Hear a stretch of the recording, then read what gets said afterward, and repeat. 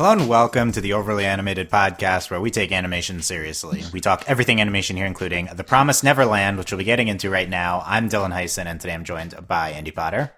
Hello. April Collins. Hi. And Steve Zeck. Hello. We are back to talk more The Promised Neverland, the 2019 winter anime that we've been covering every episode of here at the Overly Animated Podcast. Find us at overlyanimated.com. Search for Overly Animated Anime to subscribe to our anime channel on iTunes, or our YouTube is youtube.com/overlyanimated. We're talking episode 6, I believe, of The Promised Neverland, 31/10/45, so the next day. There you go. Spoilers for this episode and all previous episodes of The Promised Neverland. We got some interesting stuff this week. Andy, what did you think of all of it?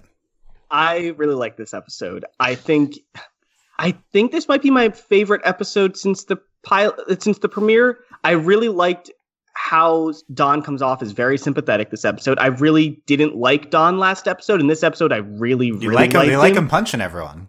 Well, I liked the way he stopped punching, realized I'm not okay right now. He took himself, I just liked how aware he was of his anger and but at the same time, he's like, I'm still allowed to be angry. Like, this is wrong, you guys. And I just liked the depth to his character there, his self-awareness and all that. But I also really liked just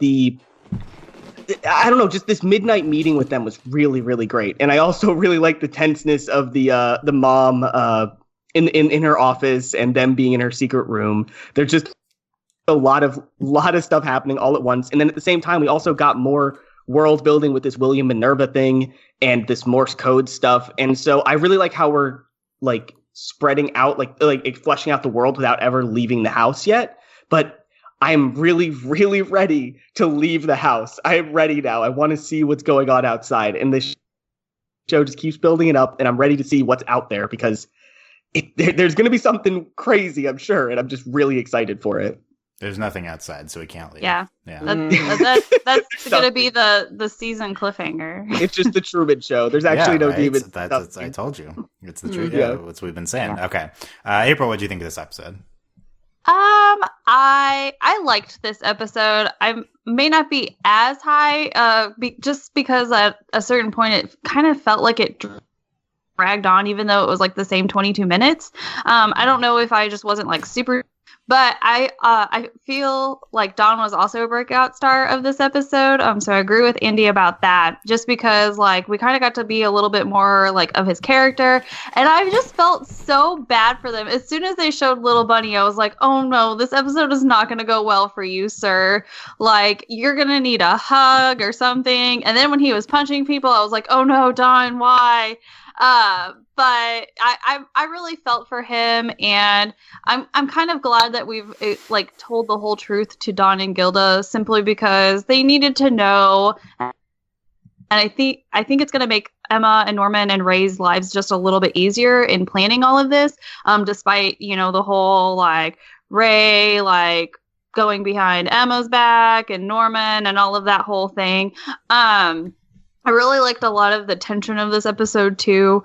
The whole scene where they're in the secret room. I was tense and my hands were sweaty and I was very, very anxious. And I was like, oh no, everyone's going to die that's in this room, aka Dawn and Gilda, and then Phil comes in and Phil. Phil.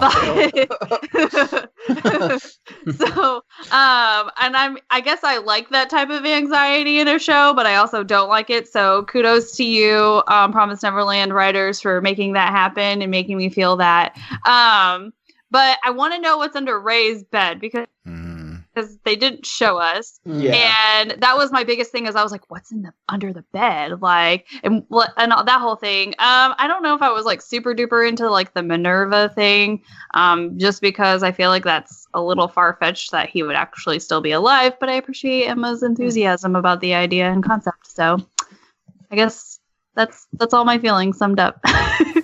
Okay. Rip William. Okay. Yeah. Calling him dead. Okay, that's good. Steve, what are your thoughts on this episode? It's very interesting. Seems everybody knows. Is it confirmed that Isabella knows that Norman and Emma know? And I'm pretty sure it's confirmed that they know that Isabella knows. It's pretty much everyone's on the same page. Except for my sister Crone then handled that at the very end of the episode. And I agree. I thought it was a very big Don episode. His stock really went up this episode. He's a very interesting character because I do feel the beginning of the series it definitely had inferiority complex, and we do see that displayed here. So interesting to see where they go there. We're at an interesting point here because this is a point when I sort of forget mostly what happened beyond this point. I know like how the arc ends. I know a few details. No, I'm just that's good. Because so much stuff has happened since that now I could actually for me it'll be like watching like a first time anime watcher like for like a few episodes. I do know a few details, but I don't remember exactly when they happen anymore. So it's going to be interesting. Okay. Let's. No Phil mention. Oh yeah, Phil, episode MVP. Oh my god! You said Don was the MVP. Well, no, Steve, is it Don or Phil? Come on. I never said he was episode MVP. I'm just joking. I just feel like stuff happens because of Phil. Because Phil opened the room, because of Phil. Yeah, Phil's the secret mastermind, isn't he? Phil is secretly the mom. Phil is the traitor. That's what Steve kept. Yeah, saying. I think he's like the boss. I think he's like Isabella works for him. Yes, Phil is a demon in disguise. That's plausible. It's like a boss.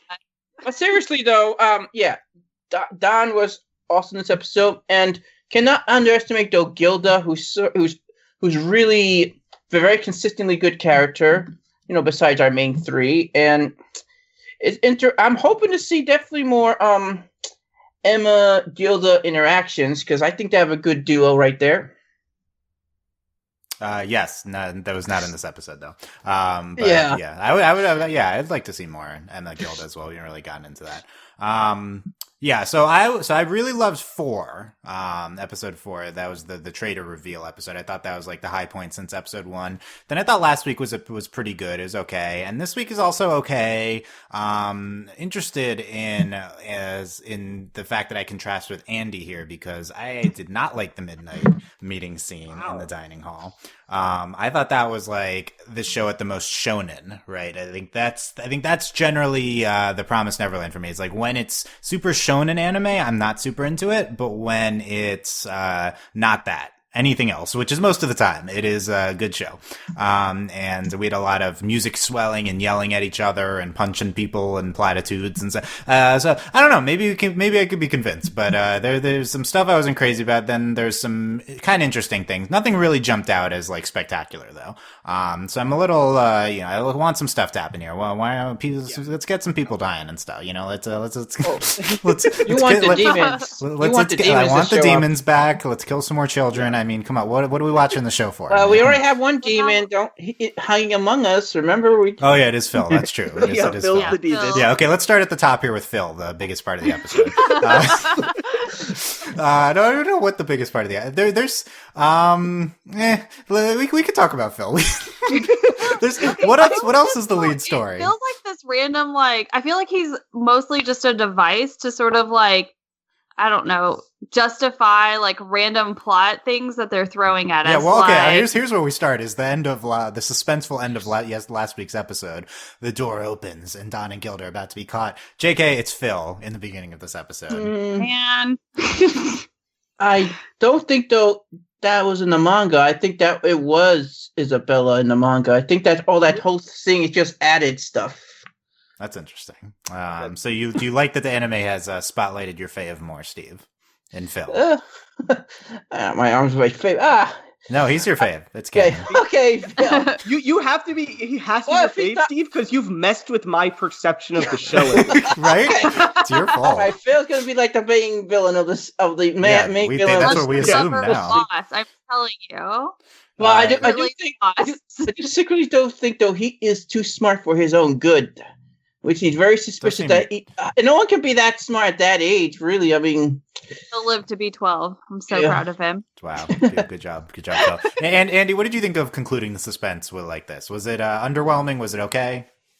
I think this was maybe my least favorite part of the episode. Just Phil coming in because it's like every episode has had a cliffhanger pretty much at the end of the episode. I think this was the worst in terms of the end of last episode was like a really great cliffhanger, and this one ends with like it just resolved with like just Phil coming in. And I think I even like predicted this is what it would be last week, and I'm not even happy about it. But I am really upset because Steve has actually messed with my enjoyment of this show, because I literally could not look at Phil without thinking about him being a traitor anymore. And I don't think I would actually look at him as a traitor unless Steve kept talking about it. Well, Steve was specifically referring to the traitor thing that happened already, so we know it wasn't Phil. No. But Dylan, well, I don't know if that. I'm still. There could be a second traitor, I guess. Yes, Dylan. I think there's a second traitor, and I think it's Phil because of Steve. Well, if you want to think me, also you could think this other podcast I was reviewing the manga I was watching. They had the same theory that busted in my head too. Okay, so Steve was just repaying the favor. So it was just trolling, but maybe this is like next level trolling, where it's actually. We're done. We're done, Andy. I'll show you which podcast did this to me, which I'm doing to you. Thank you, Steve. That's called compassion. Yeah. No, we have appropriate for the we have a second big Phil moment though in this episode when we learned that Phil is the one that showed Emma the name on the book plates, the book plates on all the books, and in a the Morse code book with the Morse code on the book plate. So, how did Phil figure this out? What is he scheming? What? Phil actually put the book plates in there. What if he did? He could have. Yeah, who knows? Maybe undercover boss. He's trying to reveal undercover boss demon special. Yeah, exactly. Human farm edition. Like the demons being able to turn into children would be like a really great twist, honestly, and I would love it, and a lot of kids would die. Yes, that's a good thing, right? Yeah, it's a great thing for the demons. Yeah, for the demons. Yeah, we're standing the demons. Have we made that joke yet? Or are we standing? Yeah, we have definitely made the joke, Dylan. I'm standing the demons in the show. They just they need the food. It's the more I see the kids, Dylan, I kind of agree with you. Why? Because they're brats? Is that? Yeah. Are they? Like, everyone except for like the main five, I just could not care less about. Well, they're not really trying to. Yeah. What about Phil? Landy, what about Phil? You said 5. You mean main 6? If Phil dies, I count that as a successful episode. We would be devastated. Phil could die? No. Okay, Andy. Yeah, Steve's upset. Steve doesn't even want to entertain the idea. Yeah, we can't entertain it. All right, let's go through from the start. So we had the Phil coming in scene. Then we get Emma, Norman, and Ray are talking about investigating the outside world. Now that's the next thing I want to do. We follow up with that later. So the next part of the episode is this: we switch back and forth between Don and Gilda, and then Emma, Norman, and Ray. And Don and Gilda are investigating Mom's secret room. We see Don pickpocket the key from Mom, which was I don't know where he got that skill from, but they're just living in this house. He invested the points into that. Like he didn't invest anything else. Just pickpocket. Andy, skill. It's not D&D. This is he rolled a very lucky 20. No, it's not. It's not D&D. Okay, sure. He nat 20'd that. Then he. Yeah. What are we doing a D&D campaign about this still? The Promised Neverland. We're all kids, and then you're all the demons trying to steal us. That'd be fun. I want to play Isabella. It's gonna be good. No, the DM's Isabella. DM is Isabella. It's great. Yeah. DM. Then they go into this room. They find all the keepsakes from the children that got shipped out, including Little Bunny and a bunch of other stuff from all the other kids. But I like how Don just like he's so more concerned about Connie than the other kids. Then eventually he says, and the others, but he's like he took a big pause, like, oh, she's dead, Connie, no, and the others too. So here's my thing. In this episode, Don learns that Connie is dead, and this is like one of the biggest. I know it was one episode, but this was one of the biggest emotional character-to-character connections we've seen presented on the show. I feel like Don really under-freaked out. I feel like Don should have done a lot. Been more freaked out. He punched some people, but I'd be looking for Don to go berserk here. And I feel like this was he kept his cool. I guess it was impressive, but where's the emotion from? But Don? I think that's kind of what I liked Dylan about it, because I liked that he subverted my expectations for his character, because I expected him to be this like loose cannon that would mess things up, and I liked that he was just like, I am emotional. Like he even called out, like, I am emotional, but we can still help you. I can still help you guys. Like, I think that the episode calls it out specifically that he is not going to be like that. Yeah, it was definitely a subversion and good character building for Don. It made him more of less of a caricature. Yeah. I guess I just liked it. I guess it just connected with me more. That's all. I don't know. April, what do you think of Don in this episode?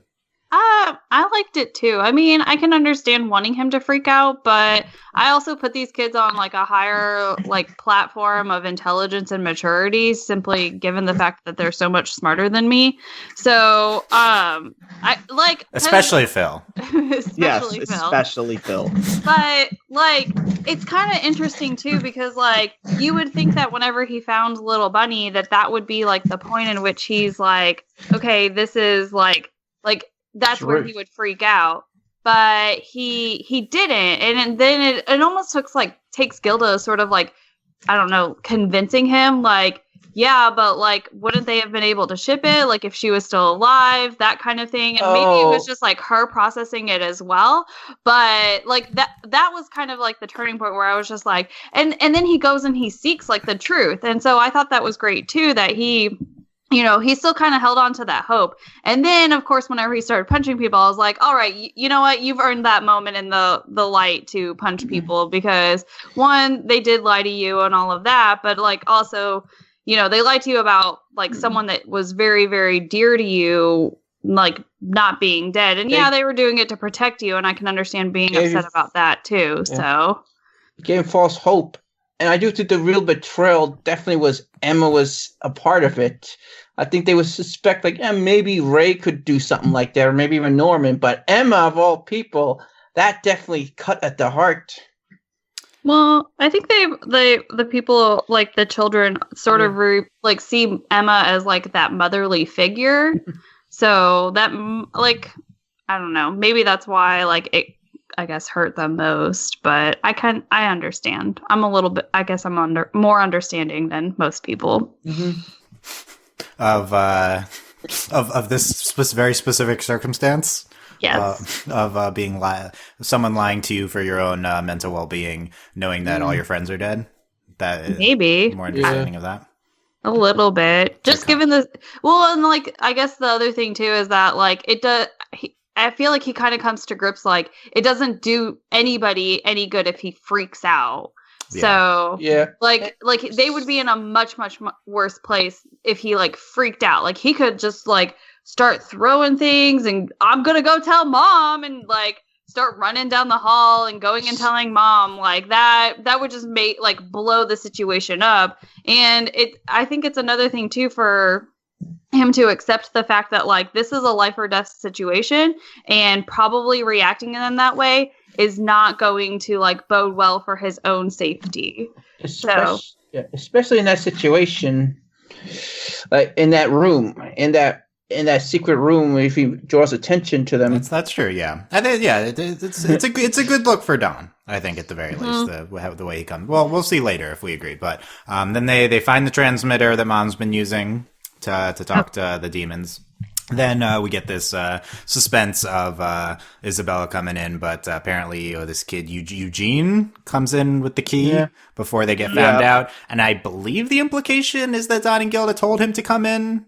Yeah, that's what I got too. Mm-hmm. They snuck out through the bathroom and Mom's bedroom. And then gave the key to that. Yeah, okay. They snuck out and then gave it the key kid to him, and okay. Yeah, very unclear from the episode. So yeah. Also, I used him as a decoy. Yeah, there's dialogue later that implies that they gave the key because Don says they gave the key back to Isabella, so that would mean they gave it to Eugene to give back to her. Yeah. Well, what would happen though if it backfired and Eugene was sent out early to get killed because they sort of framed him? Yeah, I mean, he's like that. 3 or something. But I guess the alternate interpretation is that they told Eugene to come in after a certain time or something when they were actually still in there and they hadn't snuck out yet. But I don't know how they got. Right, maybe that seems less. It seems less plausible. It seems harder to pull off with a little child. But I don't know. Anyway, tell them it's a game. It's not that hard. That's probably what they did. Yeah. The other side of this splitting back and forth, we get Emma, Norma, and Ray looking at the books and the book plates. With William Minerva on the name is the name here. The first kind of outside name we've heard in the show. There's Minerva. words in Morse code. They speculate it could be an ally. They're getting a message from an ally on the outside. And I guess also one of the books says 2015 on it, which is so it's like the last known date.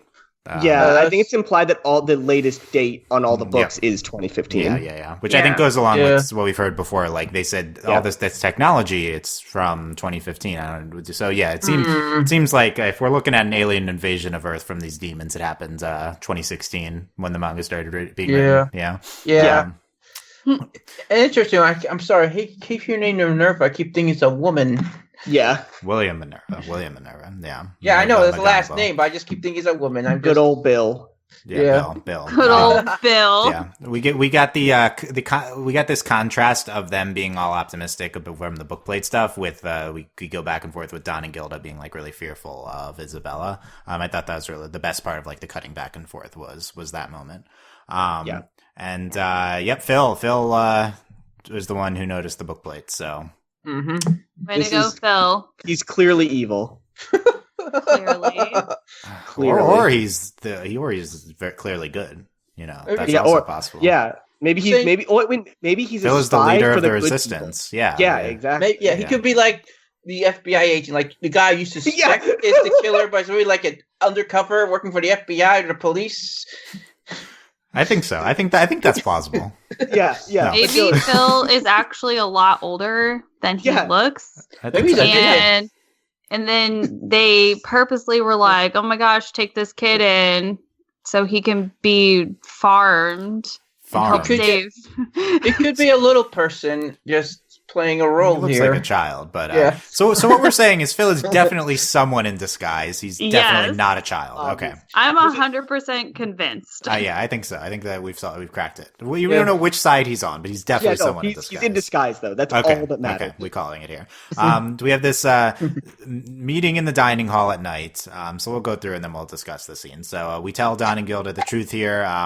Don's upset. He punches everyone, and then he says he's talking about he doesn't want to be. He didn't like these. Seems like a burden on them, and he goes outside, and then he's like upset at himself. But then Emma, Norman, and Ray come out. They apologize, and they're like reaffirming that they want to run away together. And Andy, tell me more details about what you liked about the scene. I want to know. I want to be convinced here. I don't know. I didn't. I need to like think about it because like when I watched this, I just enjoyed it because these felt like 5 kids who are just friends and upset with each other. Like this shonen stuff doesn't usually work for me either, Dylan, but I think it works in this show for me because these are just like 12 and 11-year-olds. Like this feels like an actual like not actual, like not like my friends are gonna die, but I mean like these kinds of interactions are things 12-year-olds have where they have these outbursts where they punch their friend and then they're like, I don't know why I did that, I'm upset. Like this is a time of turmoil for these kids, not just like emotionally, but also physically. They're growing up. They're going to be entering puberty soon. Like this is not a time when they can really think logically all the time. And I really just liked how that contrasted here. I don't think that's the implication of the show, but that's just how I view it. And it makes me accept these shonen type scenes more, that these are kids growing up and they are emotional. And I think this emotional scene worked for me. I don't know. I really like Dawn. Dawn was very sympathetic for me. I think it came at the expense of Gilda. I think Gilda didn't come off great this scene just because she didn't do much. And I also did not like that Don pulled his punch from Emma. I thought that was a little much. I guess it comes off as like he likes, like Emma is just nice to everybody. Everybody likes Emma, but it also kind of comes off as he punched 2 guys and then punched the girl. So we want him to punch the girl. Well, he was going that's to. That's a different discussion. That's a different thing altogether. Yeah, I think he was about to. She was third, and he broke down by then. Yeah, he got lucky. Like at that point, he realized I should stop punching people. And I think my favorite part of the scene is then Ray coming out. And like, I just like how all these characters are still lying to each other. Like, that's kind of like my favorite part of the scene is like, even though Don and Gilda think they're in the know, there's just so many people lying to each other here that there's just something has to break still. Well, it just has to. I think there's a little more of that later in the episode. Well, to be fair, Don and Gilda probably are in the know as much as Emma is. Yes, Norman and Ray are the one. have some secret stuff going on that Emma doesn't know about yet either. Yeah, we'll get into that more in a second. April, do you have a specific opinion on that scene that we're talking about here? Not really. I mean, I guess I kind of just took it as like we wouldn't really get anywhere if they were still fighting with each other, and so this was just like the apology scene, like where everyone's, I'm sorry I punched you, I was upset. It's okay. You had every right to be upset with me. I'm sorry for lying to you and being a bad friend. You're not a bad friend. You're just trying to save me. And then scene. So I feel like we just needed to get it out of the way because, that was the scene. Okay. Didn't you watch the episode? That's what I would say. Yeah. But like it's one of those things where like it doesn't do us any good to waste time like with them still being mad at each other. I will say it did move fast. Yeah, I like that. Yeah. So it's just easier to just get it done and over with rather than because we already have like so many other tensions in the house that we kind of are dealing with, and it wouldn't like it would just deter from everything if we were like, okay, well now we have Dawn and Gilda mad at us. Like no, I just couldn't see it being successful. Yeah, I do agree. I like what Andy said about this in terms of the motivations of the characters and them being children and stuff. I think that the presentation, the music was too much. The dialogue was a little bit general. Felt a little bit like Ruby dialogue to me. Like I want some more specificity of dialogue here. It's a very anime thing. I don't know. This is in my mind, and that's these type of things are like, okay, this is very anime. Sometimes the show's better than that, but I don't know. I'll watch it again. I'll see. You did it to me, Dylan. Now I'm thinking about comparing Don to John in Oscar scene. Thanks you. Oh, in the Oscar scene. Oh, yeah. Okay. I see that. Okay. Anyway, okay. That's a good comparison. Actually. Don't watch Ruby. April's like, I can see it. It was a surprisingly good comparison by Steve. Yeah, I was ready to reject it, but it was okay. But I think also, Dylan, just to be clear, I think I also accept the scene because I've read this as a very final thing. This felt like the kind of final shonen thing before we do the escape. Like if there's more than this, I will be upset because this is like kind of like putting a pin in it. Like we're done. Like our main heroes are all on the same page. They're working together. Okay. Yeah, I would like that. That'd be good if this was like the emotional turmoil culmination for now. Yeah, I mean clearly we'll get some more at some point, but yeah, we'll see. I don't think we'll get something big anymore. Like this is like the big one before we try to escape. Okay, that'd be good. I mean, so the next thing is 1 week until we're escaping. Apparently, that's still on. We speculated if that was not on or not. So that's good because that means it's at the same time. The last 3 episodes have been one day after another. So I don't know if that's going to be. That could be the finale. That was Halloween this episode. Yeah. This was Halloween. That's true. It was so spooky. Yeah, we went very spooky Halloween special. Yeah. Wait. Hold on. What if Phil's a ghost? We didn't. Oh my god! I was gonna do the podcast intro like with like ghost voice or werewolf voice. I forgot. No one noticed it's not Halloween special, Steve. It's just the date happens to be Halloween. I mentioned last podcast that it was Halloween. I did. Oh, you did? Okay. I did. Okay. Why? I don't know. I think something will happen. It's Halloween. Just because of the date. It just matter. Okay. Well, Emma. So here's the thing that we need to discuss. Emma tells Norman her plan to escape with everyone. We do not hear this plan though. Nope. Which is good. I don't like this. It's a good sign that it might succeed because if you know the plan, it's never going to succeed. It's never working. That's true. What did you like, Andy?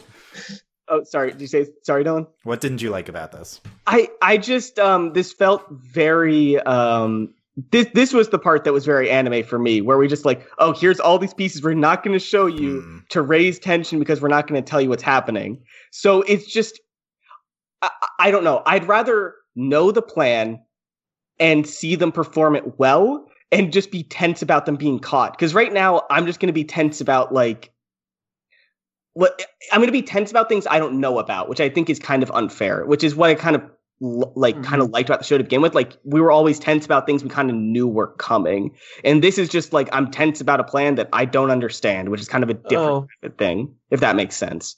Well, you want them to fail, don't you, Andy, if you want to know the details? Because if they tell you the details, it's never going to succeed. I think that's the struggle with a show like this, though. Like, I want them to succeed on an emotional level, but like on a logical level, I think the show is better when they don't succeed. Like, I think the show is better when we see them fail and we see all these horror type elements come out. Stuff.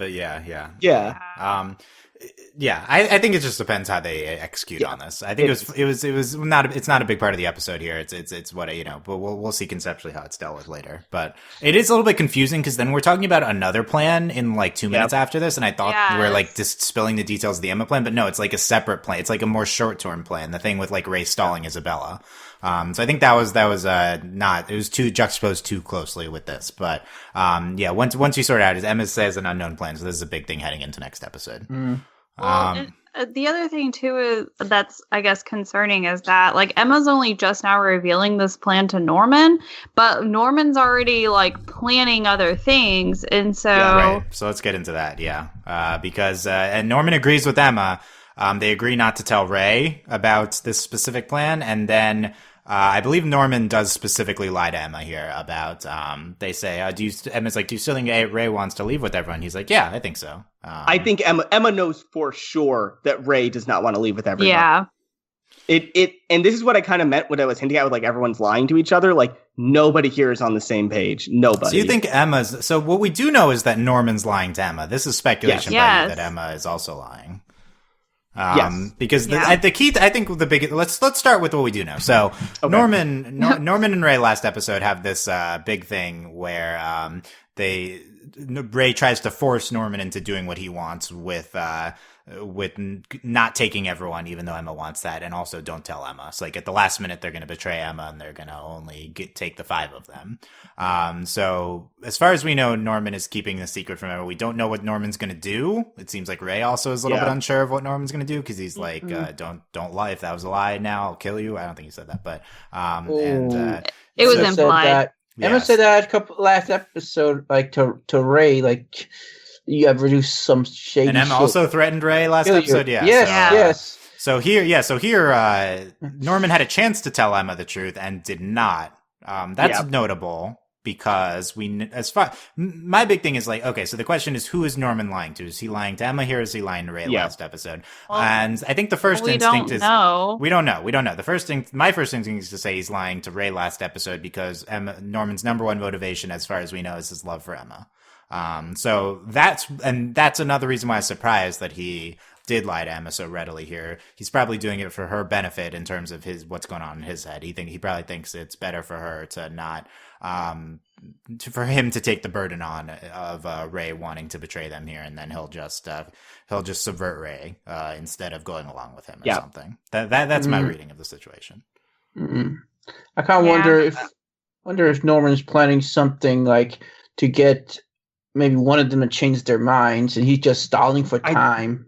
I just don't think he'll be able to change anyone's mind. But I'm reading it kind of like what you are, Dylan. Like I'm just like Norman is on Emma's side, but he doesn't know how to. He's trying to just take another element out of his plan. He doesn't want to have to juggle Emma with like Emma's like knowledge of this with everything else he has to deal with. And I think that's smart on his part, but it also could backfire if Emma finds out before they escape.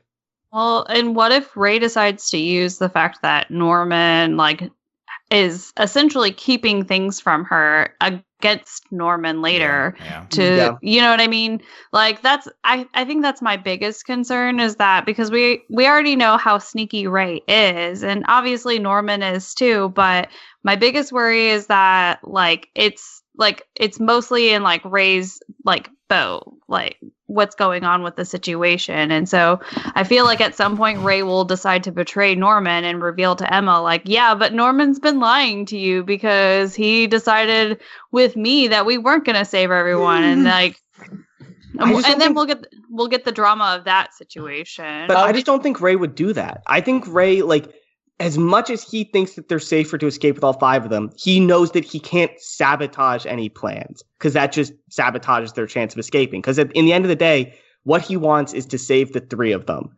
And if they escape and everyone's there, he'll be upset with Norman, but he will still be happy, I think, that everyone is safe, that the 3 of them are safe. Excuse me. I want to get into Ray more in a minute when we talk about this next thing. But one of the 2 of them, which is most likely to die, Ray or Norman, because of the main 3, those are 2 that could happen.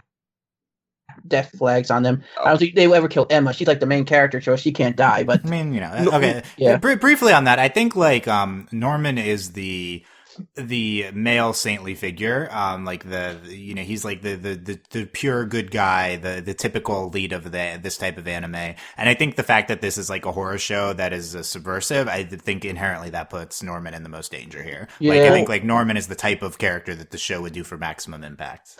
And also that he's talked about sacrificing himself. He's also specifically talked about sacrificing. And Ray, on the other hand, is someone who sort of did like stuff behind people's back. Ray normally might die in a show, right? I know. Normally it's thing called redemption death. Yeah, he might have that, protecting Emma, even though he's lying to Emma. But no, not here probably. Yeah, because this show's not going to do what we expect, presumably. In theory. But I think that, and for that reason, I think Emma is not safe. I think that would be the maximum. Even though Norman would be like the ultimate subversion, but Emma would be like the most emotional impact for the audience. So I think that's in play. Yeah, maybe none of those three are the real main characters, and they'll be killed off to make. Phil is the main character. So yeah, I also think Phil is a possible death target as well, just because he's a small child. And no, Andy, I would be devastated if Phil died. I have a big emotional connection to Phil. I would be, to be honest, if Phil died like now, I would be even more upset with Steve because he just made us freak out at this nothing character. Yeah, I think that's what's happening. Before we go, April, did this episode change what you thought last week about whether Norman was going to keep his promise that he made to Ray? I don't know. Like, it's so hard to tell with everything that's kind of going on and all of the information like being thrown at us. I think Norman's attempting to keep his promise to Ray, but I think that's because he knows that at this point it's in their best interest to sort of keep Ray happy, because at any point Ray could ruin this for all of them. So I think he's pretending at the very least still to be loyal to Ray while still remaining completely loyal to Emma. And again, I think that at some point, if she does find out what's going on, I feel she'll be pretty forgiving and understanding, and she'll be like, you know what, Norman, you were doing it for the best of everyone, so that's fine. At least you were thinking of everyone, versus where Ray's motivations, or at least in this escape, are more narrow instead of all inclusive. Yeah, I think as long as she believes that Norman was had good intentions, then I think it'd be fine. Andy, quickly, so you think Emma also is lying to Norman here about believing in Ray? We have seen a few times. I assume this is what you're basing it on. We've seen a few times that Emma has a lot more going on underneath the cherry, maybe ditzy thing that she gives off. Like we saw her threaten Ray last episode. So maybe is it based on that the show has showed us several times that she is more aware than we think? I think so. And I think she is very aware of this. And I think I talked about last podcast that Gilda is very emotionally savvy, like very socially savvy, like she can talk to people. I think Emma also has that side of her as well, where she just understands her friends. Like she knows them very well. Like that's what we kind of propped her up as, the person who's like for family. Like she knows all the people in the family, how they act, what they're like. And I think she just knows that Norman and Ray would do this, that Ray would not want to save everybody, and that Norman would try to protect her from that. And I also think that she is smart enough to try to work around that. And that might be why we don't hear the plan, because maybe she's secretly planning around the fact that she knows Ray doesn't want to save everybody, and she wants to hide specific things from him. Yeah, I didn't get, while watching, I didn't get the read that Emma was like lying to Norman and knew what was up, but like thinking about the show, I definitely believe that, because it totally fits in with what we've seen from Emma. So I think that's really in play. Getting into Ray, so we've seen Norman, there's a lot of like throwaway things, not really throwaway, just things that aren't followed up on in the end of this episode. Norman, a lot of hooks. Yeah. This is a setup-ish episode in a lot of ways, or at least it's like the climax is in the middle, and then we get a lot of setup for next week. And Norman finds something, presumably by Ray's bed. I think that's where this is, like under the floorboards. And we don't see what it is. And Norman has a positive reaction to this, and he's happy that Ray's on their side, I think is what he said. Yeah, I want to know what it was that made him. I don't know. Like, it seems like he's almost changed his mind about Rey a little bit, or something along those lines. Like, what is underneath the bed? That would, I don't know. Andy, any theories? I have absolutely no idea what is under the bed, but I am sure that we will see it, and I'll be like, "Oh, that makes sense." Like, it doesn't feel like something out of the blue. It feels like something that we should be. It feels like something that we should have been prepped for, like something that we should know about. But I have no idea. I feel like it's something that, like, whenever we see it, it's going to be, like, super mundane, but it's probably something that only Rey could have acquired, like, through Isabella. And it's going to be, like pertinent to their survival outside of maybe the maybe house. it's, like, stuff for hunting when they get out, or stuff for, like, maybe, like, non-perishable foods or something like that he's just collected over time. Chips. Yeah. It's some chips. No, I know what it is. It's a gun. Oh, what is it? No. Much. Remember That's what it how he said Dylan, that Mom wouldn't get him things that would be dangerous? Dylan, I feel like I'm pretty sure. I know. I'm pretty sure it's a gun. I think that's what it is. Or like he's been asking for the individual pieces. Yeah, exactly. Okay, look, I've seen guns, and that's a really like strange. He Like, built he's the gun building a slowly gun? over time. Yep. Really? Give me the specific spring. Yeah, I need that as a. Mom, I sort of like a tube. I guess I could describe it as a barrel. It's just big enough to fit like this round thing that I found on the floor right here in my hand. Like just like how many diameters is that? Exactly that though. Yeah. But yeah, Okay. it has to be exactly that, Mom. And Or she's it's not like, working. "What? You Going what? to- What?" It is a good point, though. It needs to be something that Isabella would have brought him, and the positive reaction, the outlook. So I feel like it was a big question last episode whether Rey was playing them, even though he seems to convince them that he's there on their side in general. But the fact that Norman reacts positively to this, I think, is a good sign, I guess, for Rey being here. Yeah.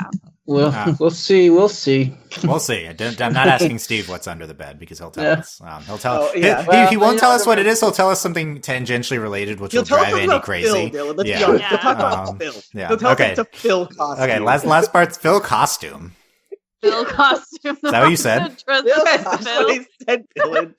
I want to elaborate on that. I think mostly there's a just costume wigs. under there.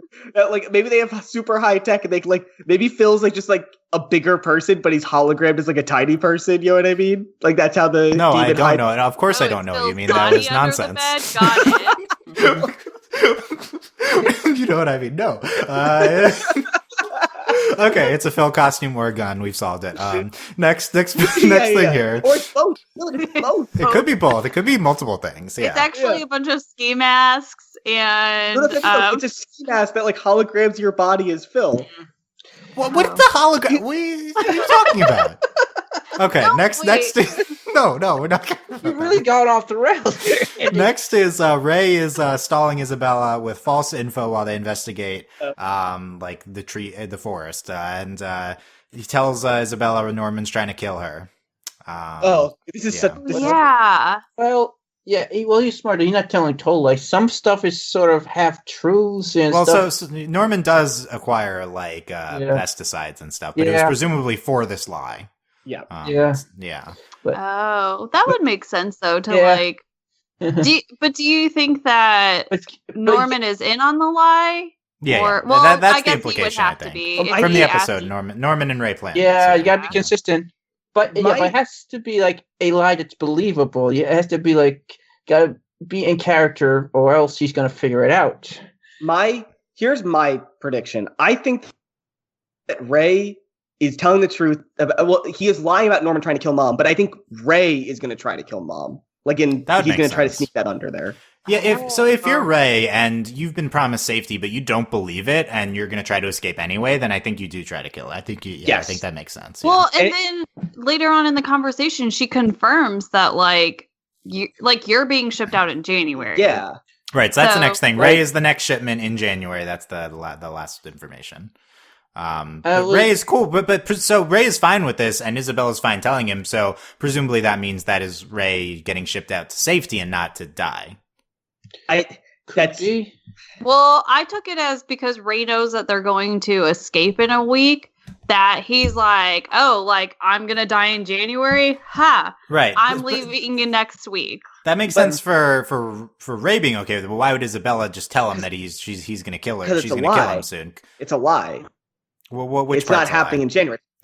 The date. It's happening sooner, definitely. Ooh, from Isabella. I thought the same thing. Yeah, yes. I thought the same thing too when I heard that. I've seen that many times here.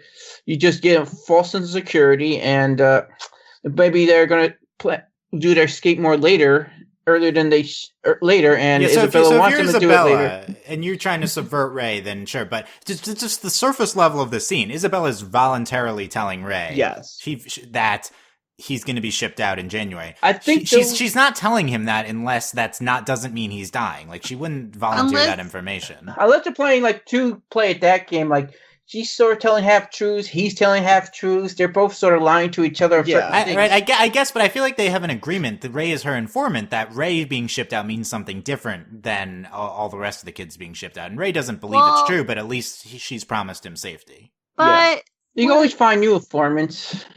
The other thing that's interesting too is that Phil. because in the first episode they talk about not just Ray going, but Emma and Norman as well.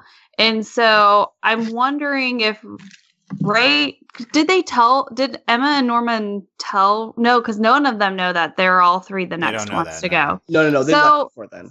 So I do think January reflected that from the first episode. I think that was, they said in a few 2 months, right? Or something. Yeah, they said prepare the top 3 in 2 months. And so I wonder if this is something that Isabella is lying to Ray about to try and, I don't know, like mess him up, get him to confess something along those lines. Because we know that the next shipment is for the 3 of them, but like Ray doesn't know that, and Emma and Norman don't know that. So I'm wondering if she's like, oh, I wonder if this is going to like change their plans or like change something about it. I wonder how much power does Isabel really have, like stuff like that. You'd think maybe the higher ups really just tell her. She has all the power in the world to lie to people. No, I know. So. I'm talking about she can't like change a shipment date. I don't think she could change I don't think she could change a shipment, which is why I think she's lying to him. So I agree. All this like next level stuff it's totally in play here with the dynamic that they have of Ray not trusting her but being her informant. But there needs to be some understanding that they're having, like that they base their lies on. They're not just gonna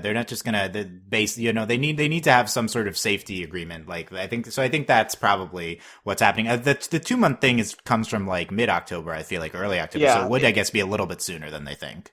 But I just think from Isabella's perspective, what she needs to do to catch them off guard is to not do something normal. And this seems like to get them out of here earlier is the thing that can really catch assuming them off that guard. Isabella distrusts Ray, which we have not seen yet. Isabella's basing her entire everything from what we've seen. Isabella thinks the situation's under control because she has Ray. I don't think we've had a scene of her being like Ray. Well, why did she call for the sister then? Yeah, no, that's what I still can't wrap my head around. I don't get why she called Crone, because Crone just doesn't seem to have helped her at all. So there must be something we're not seeing. I thought she didn't call for Crone. She called for help. They sent yes.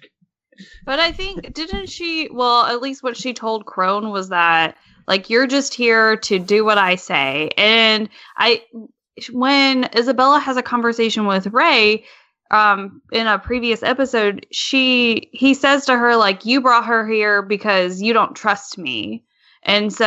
Yes. Mm-hmm. And so I think that may be exactly it, is that Isabella doesn't trust Ray, and so she brought in Crone to sort of make his life more difficult in this like planning to escape thing, because it's one thing if it's just Isabella like having to watch over the 38 kids, but it's another thing if like Ray's a spy for Isabella, but then she throws him a loop and is like, here's Crone, so I also have her watching, even if she's not like Right, supposed right. to be watching you. Oh, you know what? You know what it could be. I think it's, but I haven't. I guess it's hard to keep track of who knows what things. Like I forgot that the kids don't know that Isabella told Crone not to help her catch them, but they Yeah. probably think that Crone's trying to catch them. So the thing is that if I guess in Isabella's mind, the best situation would be that Crone just acts like a normal mom and doesn't try to act on them escaping. And if she's just a normal mom, she'll still be following them and just doing normal mom stuff, and that's just very Just hard more to of a Yeah. thorn, more of a But- thorn in their Yeah. side. Crone- So it's Especially- a good point. The rape. especially- Yeah, go ahead. Oh, I was gonna say, especially because Isabella sort of scolded Crone for,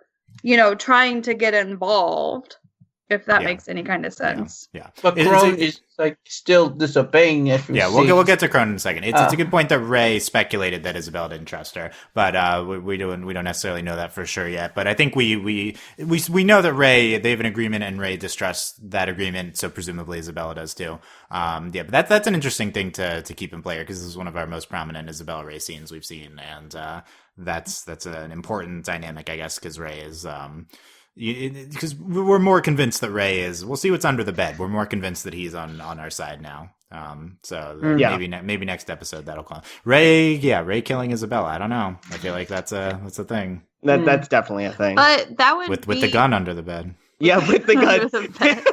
I would just love if like an episode just like ends with like Ray pointing a gun at Mom, and that's just like the cliffhanger for the episode. How did he get it? Yeah, and it's like, oh, it was under the bed the whole time. Okay, last thing, Crone, she says, she comes out and she says she saw the 5 of them in the dining hall last night and knows it's them, and she wants to join forces in the This is clearly Oh, okay. I can see why she would want that, because if she helps them escape, then she can use that against Isabella and become a mom. Yeah, I think it's easy to connect why she might want this because Yeah. she wants to bring Isabella down, and so Yeah. teaming with the kids, who's two forces going against each other, them and Isabella. That might make But sense. plus, Crone will have it could be like a vital source of information about like the outside, how to get to safety if there is safety, and I think she would be like a resourceful ally for them. But I think Isabel, though, is smart enough to know that,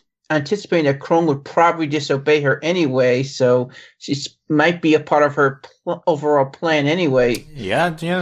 Will Isabella see this coming? Them teaming up. Yeah, It's a I good know. point. That's what I'm saying. Crone did not seem a very stable person, so I know you can To say the control her. least. Yeah. I feel like in terms of the like Crone and Isabella thing, I feel like we would have a scene to either like confirm or deny that for us. Just given what we've had so far, is it seems like every time that we have like an Isabella or a Crone scene of them interacting, it's sort of like you're not here to be like a spy. You're here to do this. And then we go off and see Crone doing her own thing. But given the dynamic of them, I feel like if that was actually what she had wanted, we would see that.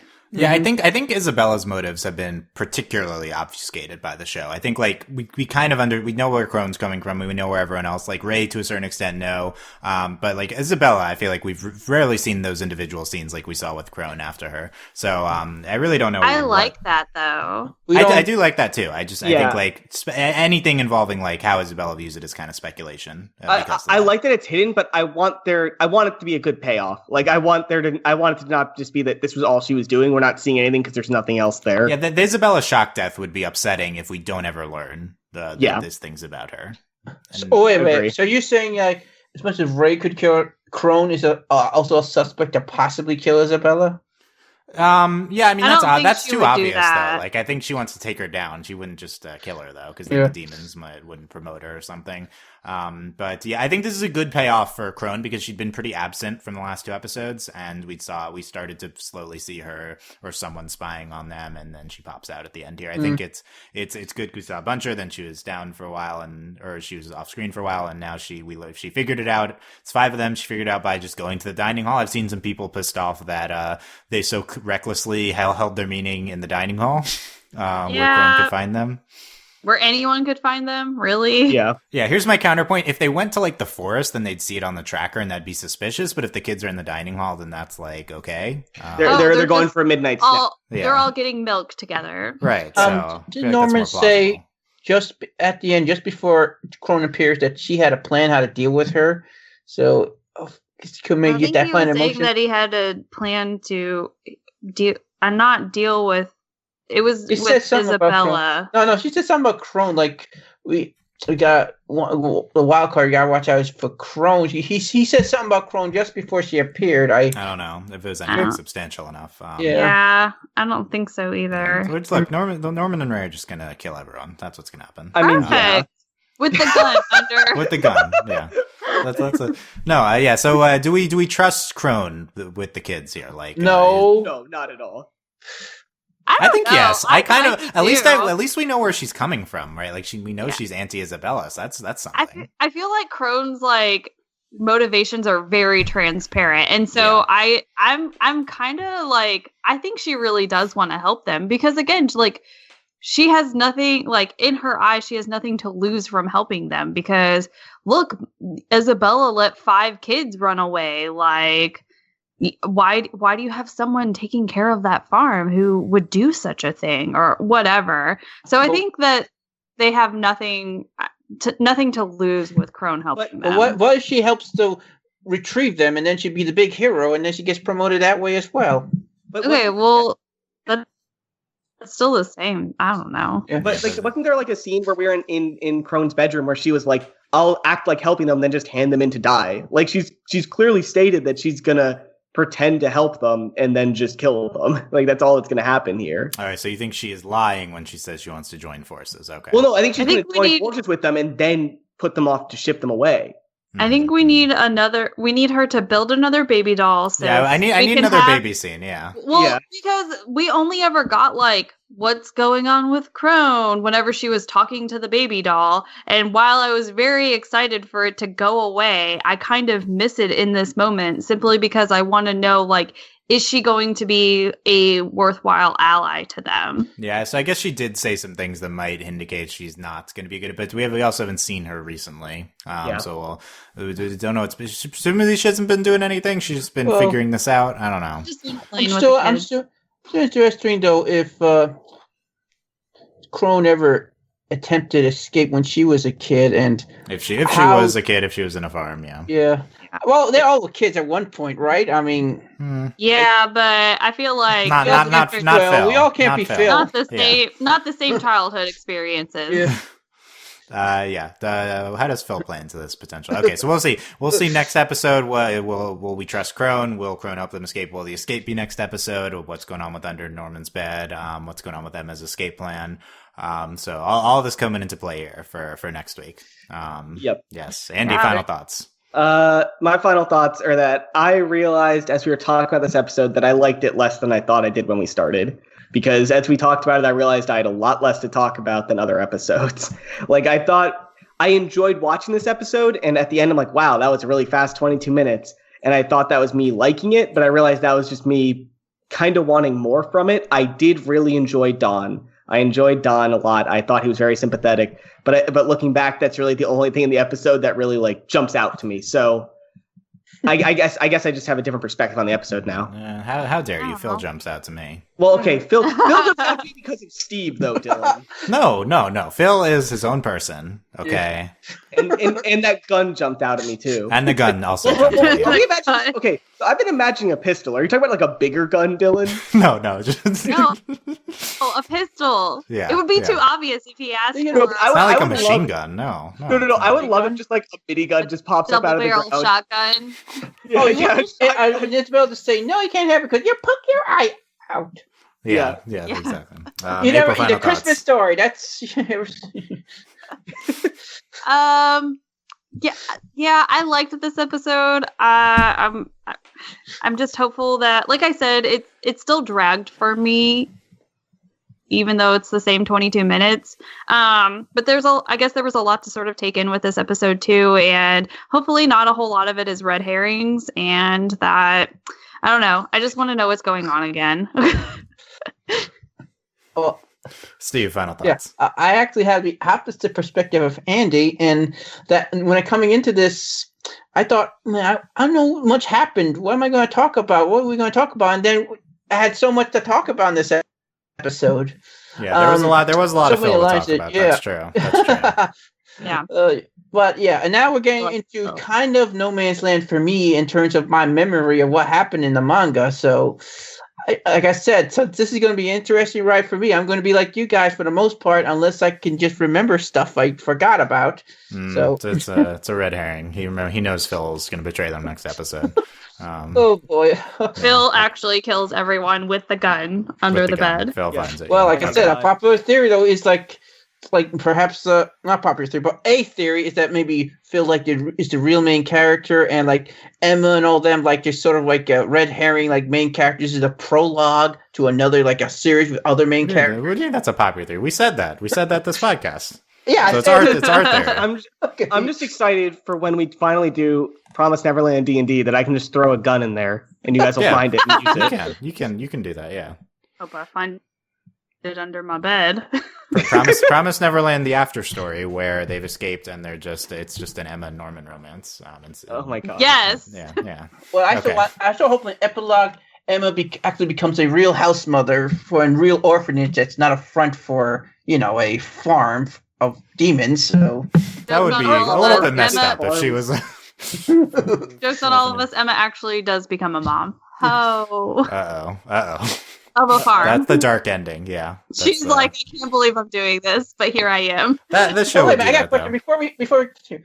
What do you guys think of Emma and Crone as a ship? Oh my god, I'm ignoring that. What? What are you talking? Where did that come from? Don't acknowledge it, Dylan. I had an actual thought to bring up that wasn't insane. I don't believe you. Yes. I was gonna say I don't think we touched on the fact that I think that it says a lot about Mom that she kept all the toys of all the kids that left.